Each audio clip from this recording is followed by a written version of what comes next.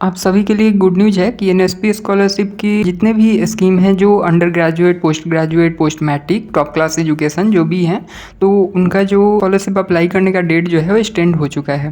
चाहे वो आपका स्कीम अप्लाई करने का डेट हो, चाहे आपका इंस्टीट्यूट वेरिफिकेशन का हो और डिफेक्टिव एप्लीकेशन वेरिफिकेशन हो या फिर डीएनओ, एसएनओ, एमएनओ वेरिफिकेशन हो, सबका डेट एक्सटेंड कर दिया गया है। जो पहले का डेट था वो था आज 30 नवंबर 2024 स्कीम अप्लाई करने का, लेकिन इसको डेट को एक्सटेंड किया गया है 15 दिन के लिए और आपका न्यू डेट है 15 दिसंबर 2024, 15/12/2024 आप स्क्रीन पे देख सकते हैं। वही बात करें इंस्टीट्यूट वेरिफिकेशन के लिए तो आपका 31 दिसंबर 2024 रखा गया है और डिफेक्टिव एप्लीकेशन वेरिफिकेशन के लिए भी 31 दिसंबर 2024 है और डीएनओ, एसएनओ, एमएनओ वेरिफिकेशन के लिए आपका 15 जनवरी 2025 है। तो आपका कोई भी स्कीम के अंडर हो और आप टॉप क्लास एजुकेशन या पोस्ट मैट्रिक या पोस्ट ग्रेजुएट या फिर अंडर ग्रेजुएट हो, आप फ्रेश एप्लीकेंट या रिन्यूअल एप्लीकेंट हो, सभी का डेट एक्सटेंड हो चुका है। आप चेक कर सकते हैं ऑनलाइन। मैं आपको यहाँ पे दिखा भी देता हूँ। जैसे ही डिसेबिलिटीज़ के लिए है तो यहाँ पे टॉप क्लास एजुकेशन का आप देख सकते हैं अप्लाई करने का डेट आपका 15 दिसंबर 2024 और आपका ये पोस्ट मैट्रिक नीचे हो गया, इसका भी आपका 15 दिसंबर 2024।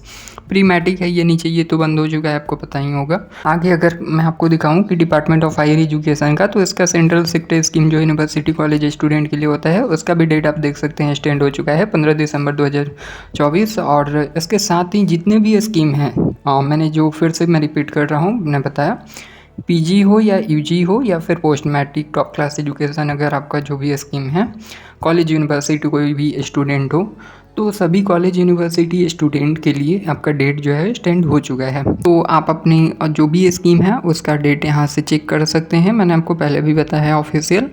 बाकी मैं आपको एक चीज़ और बोलना चाहूँगा कि अगर आपका सारा डिटेल सही है और आपका डॉक्यूमेंट रेडी है तो आप अप्लाई कर लीजिए स्कॉलरशिप, क्योंकि अब फिर अगर आप सोचेंगे कि फिर लास्ट डेट एक्सटेंड होगा तो बहुत कम चांस है। तो इसलिए आप अप्लाई कर लीजिए अभी से ही, ठीक है। बहुत सारे स्टूडेंट वेट कर रहे थे, मुझे कमेंट्स ऐसे मिला कि क्या डेट एक्सटेंड होगा, मैंने इतना टाइम वेट किया, मतलब ऐसे ही उखड़ते रह गया। तो आप ये गलती मत कीजिएगा, वेट मत कीजिएगा। और उसके बाद काफ़ी स्टूडेंट के इस बार डिफेक्टिव हो रहे हैं एप्लीकेशन, ठीक है। मुझे बहुत सारे कमेंट मिले हैं डिफेक्टिव के, अभी भी मुझे एक डिफेक्टिव का मिला था। मैंने बार बार आपको बताया है कि डिफेक्टिव एप्लीकेशन आपका अगर डॉक्यूमेंट से होता है तो 3-4 डॉक्यूमेंट मेन है आपका। एक तो आपका बोनाफाइड, मतलब बोनाफाइड आपका होना चाहिए। बहुत सारे मतलब कॉलेज में तो नहीं भी लग रहा है रिन्यूअल के लिए, तो आपका वो पता कर सकते हैं। तो बोनाफाइड हो गया, आपका मार्कशीट हो गया, ओरिजिनल है तो ओरिजिनल ही मार्कशीट आपको करना है, प्रोविजनल नहीं करना है। उसके बाद फिर आपका इनकम सर्टिफिकेट ओल्ड नहीं होना चाहिए। तो ये 3 ही मेन है, मतलब आप ये 3 को ध्यान रखिए। बाकी आपका अगर डोमिसाइल सर्टिफिकेट लगता है या फिर आपका आधार कार्ड लगता है, बैंक पासबुक लगता है, तो ये सब में डिफेक्टिव आपका नहीं होता है। बैंक पासबुक में अगर आप दे रहे हैं तो आप अपना जो भी बैंक अकाउंट है वो आधार से लिंक वाला दीजिएगा ताकि आपका पेमेंट आ पाए। ये भी काफ़ी कमेंट्स आए हुए हैं मुझे, जो आधार से लिंक होता है उसी में आपका पेमेंट जाता है।